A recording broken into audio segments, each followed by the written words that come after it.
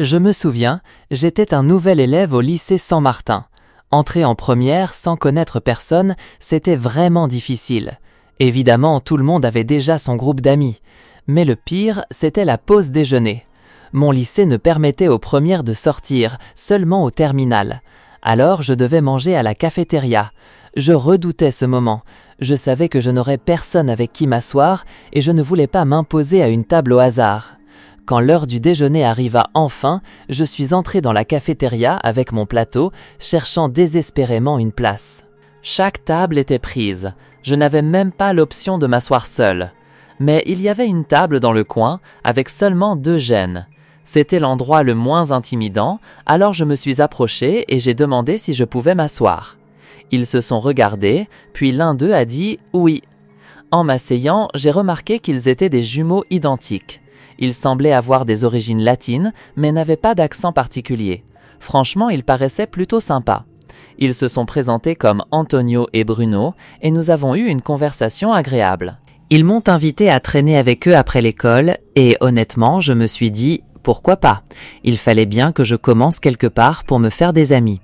J'ai pris leur numéro, et après les cours, je suis rentré chez moi pour déposer mes affaires.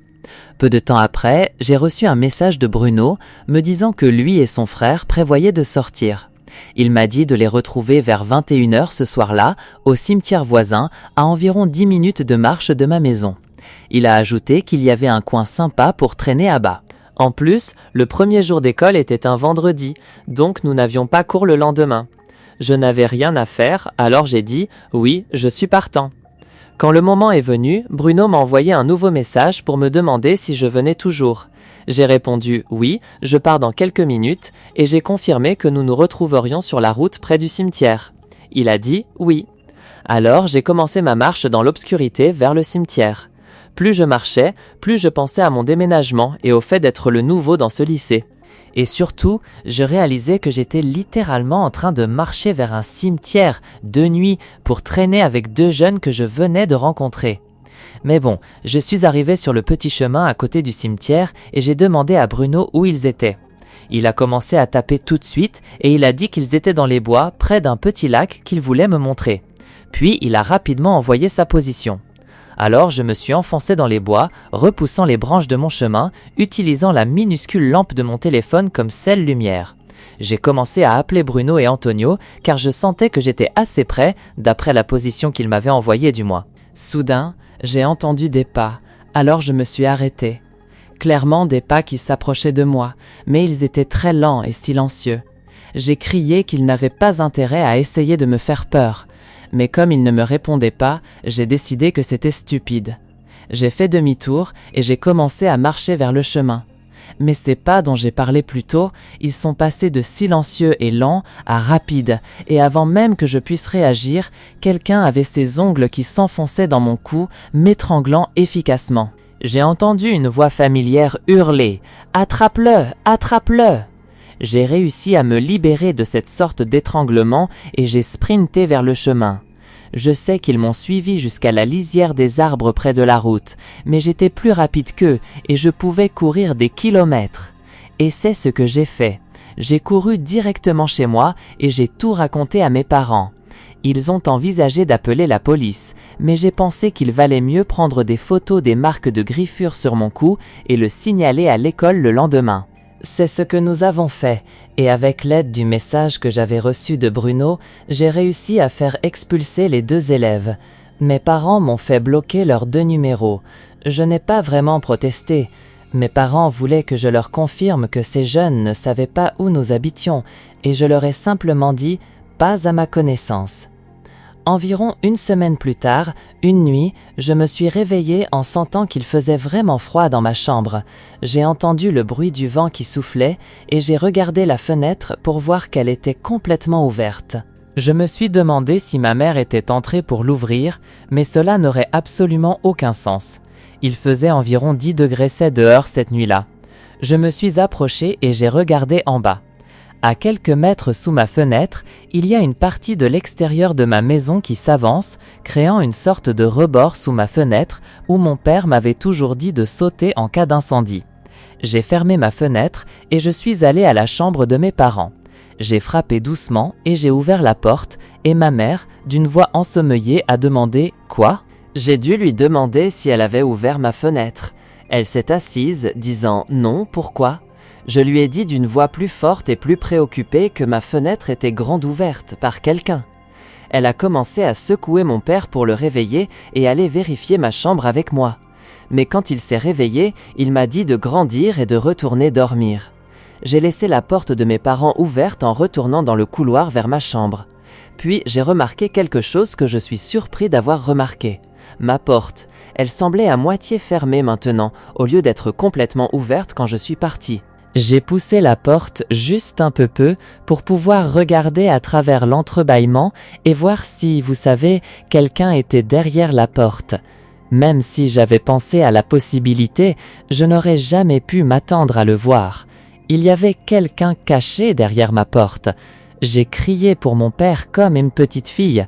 J'ai crié si fort, je suis sûre qu'on pouvait m'entendre à 3 portes. Puis ma porte s'est soudainement refermée avec fracas, juste au moment où mon père se précipitait hors de sa chambre vers moi. J'ai crié « Il y a des gens dans ma chambre !» Alors il a fait irruption dans la pièce et a allumé la lumière. À ce moment-là, nous avons vu la jambe d'une personne sautant par ma fenêtre. Mon père a couru à la fenêtre, puis en bas et dehors par la porte d'entrée pour tenter de les poursuivre. Mais il est revenu quelques minutes plus tard, essoufflé, disant qu'il n'avait vu personne. Plein d'énergie et de peur, j'ai juré que c'était forcément l'un ou les 2 jumeaux que j'avais fait expulser. Mon père a appelé la police et j'ai dû leur parler à leur arrivée, expliquant toute l'histoire depuis l'incident dans les bois. Mon père a confirmé mon récit, mais sans preuve de qui était entré, ils ont dit qu'il n'y avait rien qu'ils puissent faire. Ils nous ont simplement ordonné de fermer les portes à clé et d'envisager d'installer des caméras à l'extérieur. Je suis tellement certain que c'était l'un ou les 2 jumeaux dans ma chambre. Après avoir passé de bons mois à dormir dans la peur, rien de cette nature n'est jamais arrivé à nouveau. En y repensant maintenant, je ne sais pas pourquoi j'étais si prêt à rencontrer ces jeunes dans les bois la nuit. J'aurais dû réaliser ce jour-là à la cafétéria qu'ils avaient l'air d'être des fauteurs de troubles et j'aurais dû rester loin d'eux. C'était en seconde, en 2007. Cours de sport, dernière heure. Nous avions un professeur de sport remplaçant, l'un des jours les plus orageux de l'année. C'était un homme âgé, pas un senior, mais grisonnant, peut-être entre 55 et 60 ans. Il a fait l'appel et quand il est passé devant moi, il m'a regardé 2 fois, ce que j'ai trouvé un peu mal à l'aise. Non pas pour me vanter, mais j'ai toujours su que je paraissais plus âgé et plutôt bien pour une élève de seconde. Le remplaçant nous a dit de nous mettre en équipe de volley-ball, puis il a disparu dans le couloir près des vestiaires pendant un moment. 40 minutes se sont écoulées et le cours était terminé. Il était temps de nous changer et de rentrer à la maison. Je suis entré dans le vestiaire, mais pour une raison quelconque, mon casier ne s'ouvrait pas. J'ai essayé ma combinaison habituelle, encore et encore et encore, mais il ne s'ouvrait pas. J'ai dû aller voir le remplaçant et lui demander de me redonner ma combinaison.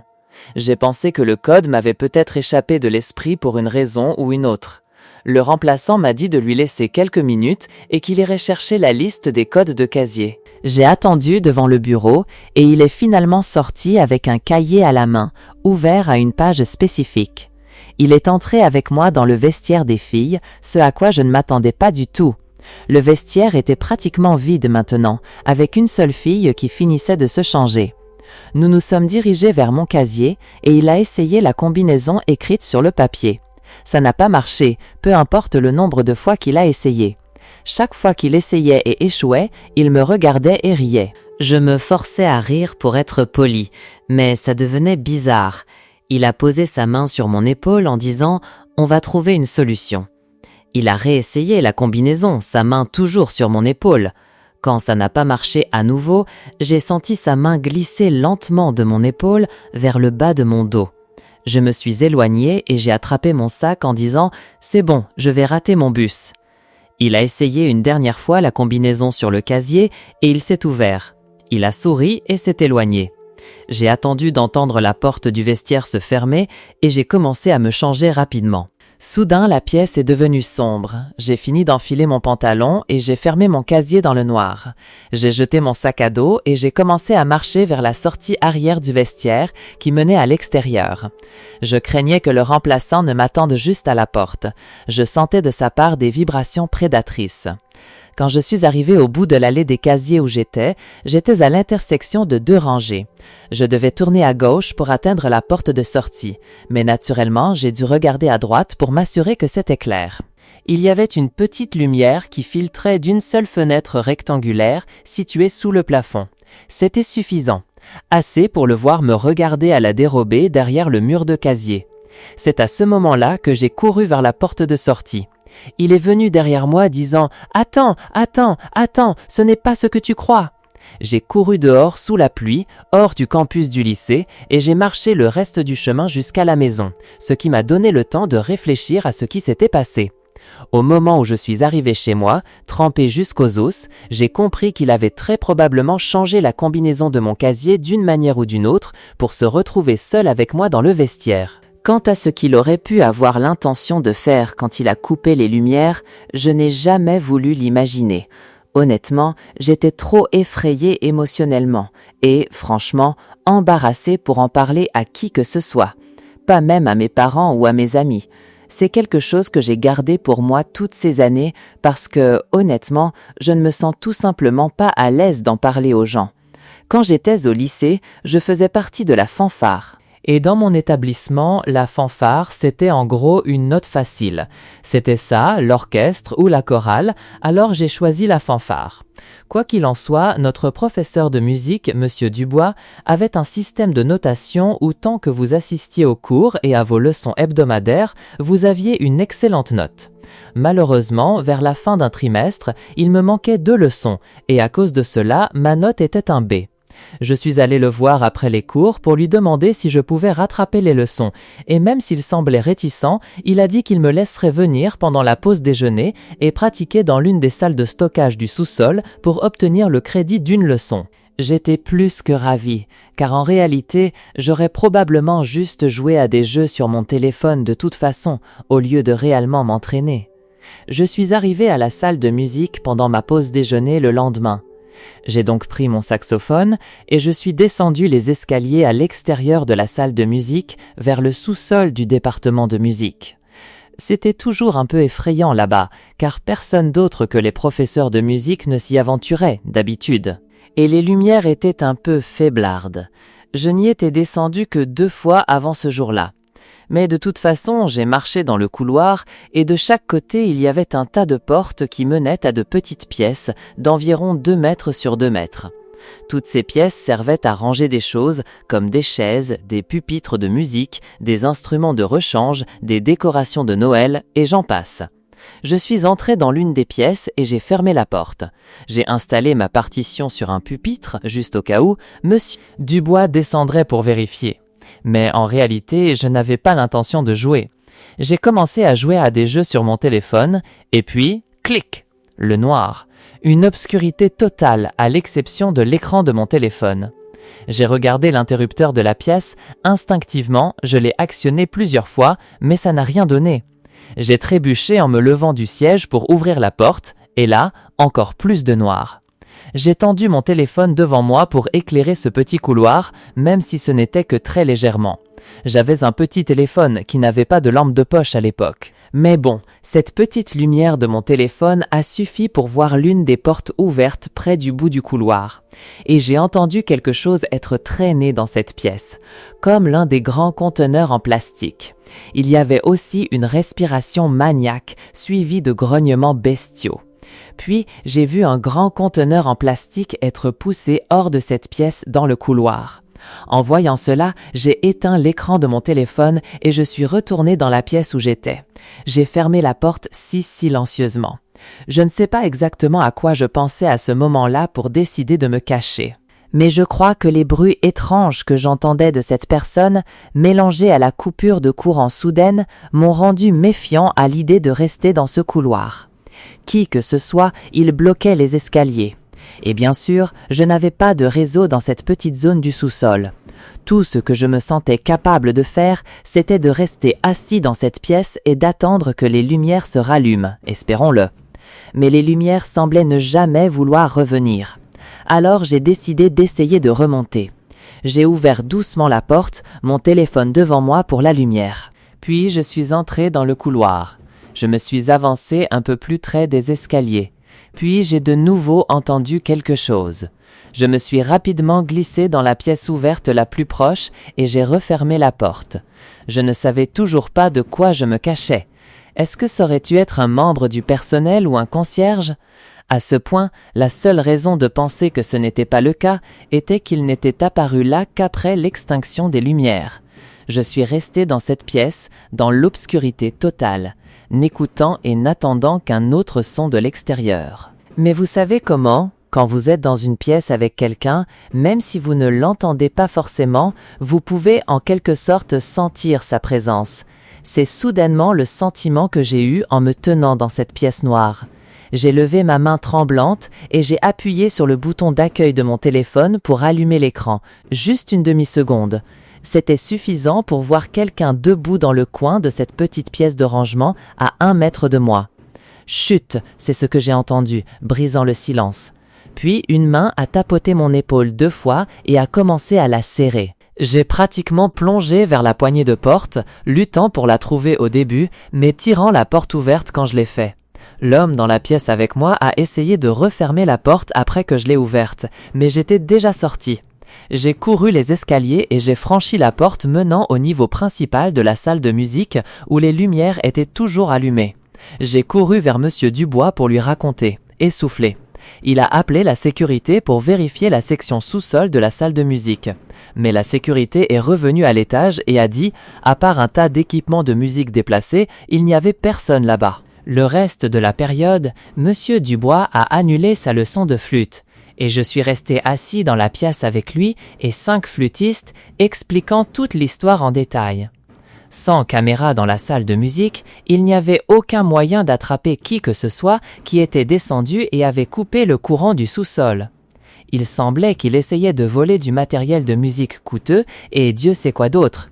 Le lendemain, j'ai été convoqué au bureau du proviseur pour raconter mon histoire. Et le reste appartient à l'histoire. Une nuit, mes amis et moi avons concocté un plan génial. Nous allions nous faufiler dans le sous-sol de lycée par l'une des fenêtres cassées et jamais réparées. Le truc avec cette fenêtre, c'est qu'il fallait enjamber une petite grille métallique entourant l'escalier extérieur menant au sous-sol. Non pas que cela arrêterait qui que ce soit, mais cela ajoutait cette barrière supplémentaire qui vous donnait l'impression de faire vraiment quelque chose de diabolique en la franchissant. Nous nous avons assuré qu'il n'y avait pas de voiture de sécurité à proximité et nous avons franchi la grille. Ramper à travers la fenêtre s'est avéré difficile, étant donné que nous devions nous hisser puis nous faufiler par une ouverture incroyablement étroite. Mais une fois que nous étions dedans, nous y étions. Nous nous sommes un peu dispersés pour explorer différentes zones. Une chose était sûre, le sous-sol de l'école était un désordre et tout sauf intéressant. Il y avait peu de lumière, une petite lumière blanche était allumée dans un coin éloigné et le panneau de sortie produisait en fait plus de lumière qu'on ne le penserait. Je regardais autour de moi quand j'ai vu l'un de mes amis devant moi. Il a chuchoté « Montons à l'étage ». Je l'ai donc suivi à l'étage et il a ouvert la porte menant au couloir principal de l'école. Tout était sombre. J'ai toujours pensé qu'il y avait au moins quelques lumières laissées allumées dans l'école la nuit. Mais non, pas une seule lumière n'était allumée. Et tout ce qui ressortait vraiment, à perte de vue, c'étaient les divers panneaux de sortie rouges brillants. J'ai suivi mon ami dans le couloir et je me suis souvenu d'avoir dit « Mec, c'est vraiment flippant !» Et il m'a répondu « Chut !» Mais j'ai réalisé qu'il avait raison. Qui savait si quelqu'un d'autre pouvait être dans le bâtiment à part mes amis et moi? Je ne le savais pas encore. J'ai suivi mon ami aux toilettes et il est entré dans l'une des cabines. J'ai chuchoté « Dépêche-toi !» J'ai attendu un moment. Puis mon téléphone a commencé à sonner. J'ai décroché et c'était l'un de mes amis, Chris. Il a demandé « Mais où diable es-tu allé ?» J'ai dit « Je suis à l'étage avec soit Roland, soit Brandon. » Il a dit « Qu'est-ce que tu veux dire? Ils sont avec moi. » Et juste après, Brandon et Roland ont dit tous les deux « Salut !» apparemment sur haut-parleur. J'ai bégayé le mot « je » et je me suis arrêté, essayant de réfléchir. Puis il y a eu un rire venant de la cabine, pas le rire d'aucun de mes amis. J'ai levé les yeux vers la cabine. Il y avait quelqu'un qui regardait par-dessus, probablement debout sur les toilettes. J'ai crié « Mon Dieu, encore et encore dans le téléphone en quittant les toilettes. Peu de temps après que je sois sorti, j'ai entendu la porte de la cabine se refermer avec fracas. J'ai essayé de courir vers le sous-sol dans le noir, mais ce n'était pas si facile à trouver dans l'obscurité. Heureusement, j'ai réussi à le trouver. Alors j'ai commencé à crier leur nom en descendant les escaliers. J'ai crié « Allez, allez !» quand ils ont répondu, et nous, un par un, avons sauté d'une sorte de saut sur le rebord de la fenêtre et sommes rampés dehors. J'étais le premier dehors cependant. J'avais peur que cette personne des toilettes ne nous suive. Quand nous étions tous dehors, je leur ai expliqué, essoufflé, tout en riant maintenant que je me sentais en sécurité avec eux tous à côté de moi. Je suppose que nous étions bruyants ou quelque chose comme ça. Parce que, alors que nous commencions tous à regarder autour du bâtiment de l'école et toutes les fenêtres des salles de classe, dans l'une des fenêtres du rez-de-chaussée, il y avait quelqu'un avec ses mains pressées contre la vitre. On ne voyait peut-être que la moitié de son visage. J'ai dit « ça doit être lui », tandis que Roland nous pressait de foutre le camp. Nous avons couru jusqu'à ce que nous soyons hors de l'enceinte de l'école et c'était tout. Nous avons trouvé beaucoup d'explications possibles, mais aucune n'avait vraiment de sens. Évidemment, nous n'avons plus jamais fait quelque chose comme ça.